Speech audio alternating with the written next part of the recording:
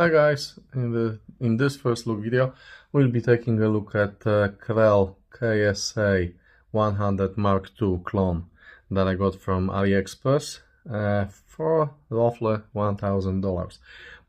I was interested in this one because this is one of the few amplifiers that are officially specified as being able to drive 2 ohm speaker loads, and as you may remember or may not be aware of that, I'm using Martin Logan electrostat speakers as my main speakers, and these are going as low as 1.2 ohms, which basically makes them hard to drive.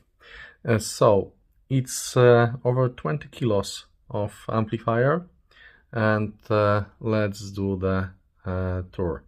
On the front of the amplifier we have only power button and power LED. By the way, I like this chassis. It's dark gray, it's kind of like metallic gunpowder gray, and I like it because it's different.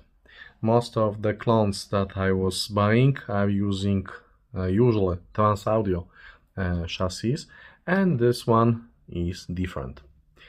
Okay, on the top we have some nice venting holes. We'll be taking a look inside in a second, but let's start looking at what's on the back of the amplifier. Okay, so we have here 2 sets of speaker tabs and 2 RCA inputs for right and left channel, and power socket with integrated fuse compartment. Okay, by the way, you've seen that I was using handles here, and these are really useful, and also the parts of the front panel, these ones, I don't know if you'll be able to see that, this one and this one, these are also handles. I can put my hands inside and I can lift the amplifier like that. Okay, so let's remove the top plate. The top plate is really thick. It's at least 4 millimeters, and it's solid metal. And let's take a look inside, and we will be able to see the reasons why I got this one. Okay, so let's change the camera setting like that. Okay, so the first thing that you'll notice are 2 toroidal transformers. According to the paper sticker on side of each one of them, these are rated for 400 watts each, but I don't believe that. I think the closer to reality rating would be something like 150, maybe 200 watts. But still, it's a very good thing that we have 2 of them, because each one of them is dedicated for 1 channel amplifier.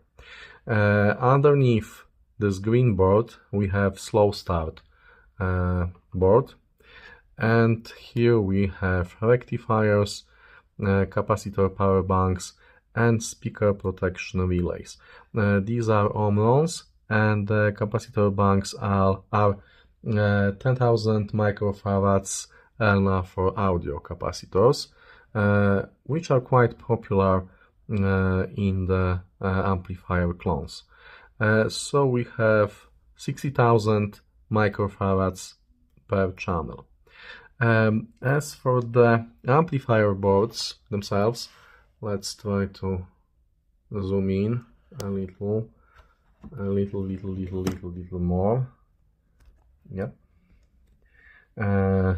The amplifier boards are using ceramic resistors, some German Wima capacitors, and these black ones are ELNA capacitors. So basically each black one, like this one, and this one, will be ELNA capacitor.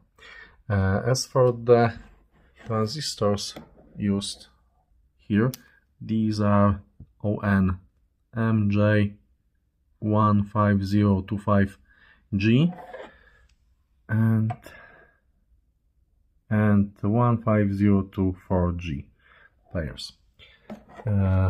we have 3 here, we have 3 here, 3 here, and 3 here. So in total 12 transistors. Let's make it wide. It's really heavy. It's finished the burn-in process. I need to do a full review with listening sessions. I have quite high hopes for this one, because as I said, this is one of the few amplifiers in theory that, according to specs given by Chinese manufacturer, should be able to drive my electrostats very well. By the way, the specified power output is 200 watts per channel. I suppose it's for 8 ohm loads.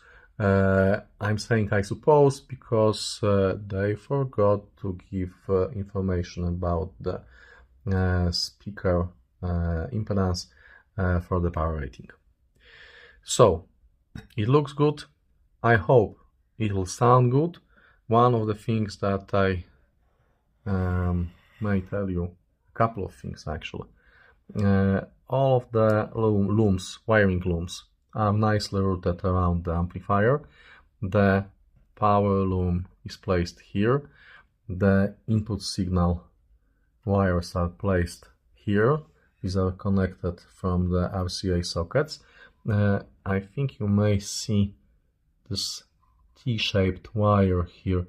This is a connection between RCA grounds and the chassis ground at the bottom. And let's rotate that one, and let's take a look at the actual speaker cables inside here. These are very thick cables that are running from the board here, after the speaker relay protection, to the speaker tabs on the back. Speaker tabs, the ones that you can see here, are regular plastic non-magnetic speaker tabs that can be found on most of the clones.